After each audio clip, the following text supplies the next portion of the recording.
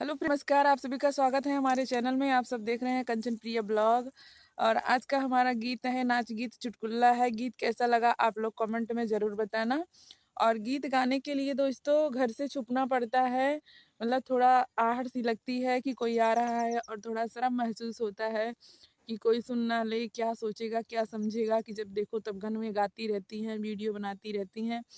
तो उसी शर्म और लज्जा की वजह से हम जो है खेत में आए हैं। आप लोग देख सकते हैं बज्जर दोपहरिया है, धूप एकदम तप रहा है, लेकिन हमें जो है 6 बजे वीडियो पोस्ट करना है। तो इसके लिए हम अपना मेहनत जारी रखे हुए हैं, अपना संघर्ष कर रहे हैं। तो इसके लिए हम दोस्तों खेत में आए हैं। आप लोग देख सकते हैं यहाँ पे काफ़ी घना जो है घास है।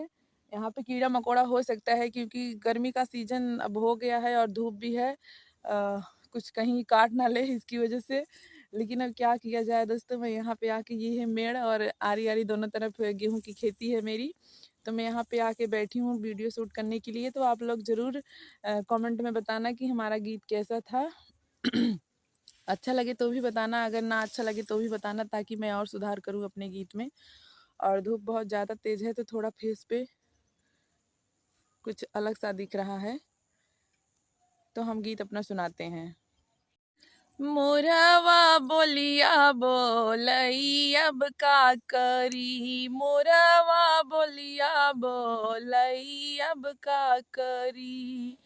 जब मैं भैली 5 बरिस की, जब मैं भैली 5 बरिस की, बाबा कैले बियहवा अब का करी, बाबा कैले बियहवा अब का करी। मोरवा बोलिया बोलई अब का करी, मोरवा बोलिया बोलई अब का करी। जब मैं भैली 8 बरिस की, जब मैं भैली 8 बरिस की, राजा मांगई गवनवा अब का करी, राजा मांगई गवनवा अब का करी। मोरवा बोलिया बोलई अब का करी, मोरवा बोलिया बोलई अब का करी। जब मैं भैली 16 बरिस की, जब मैं भैली 16 बरिस की, बाबा दिहले गवनवा अब का करी, बाबा दिहले गवनवा अब का करी। मोरवा बोलिया बोलई अब का करी, मोरवा बोलिया बोलई अब का करी। दे तू ना मोरी सासू घनी तलवरिया, दे तू ना मोरी सासू घनी तलवरिया, अपन जियरा हम दे तेरे साजना, अपन जियरा हम दे देबई रे साजना। मोरवा बोलिया बोलई अब का करी, मोरवा बोलिया बोलई रे साजना।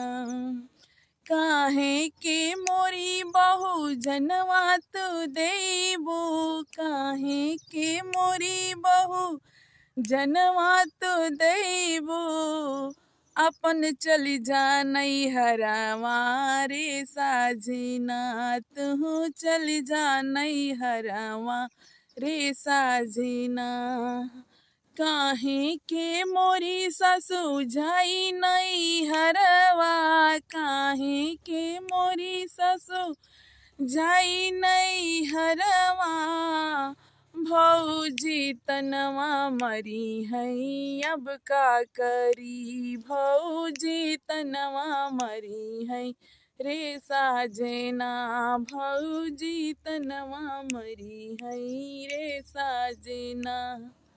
मोरवा बोलिया बोलई अब का करी, मोरवा बोलिया बोलई अब का करी।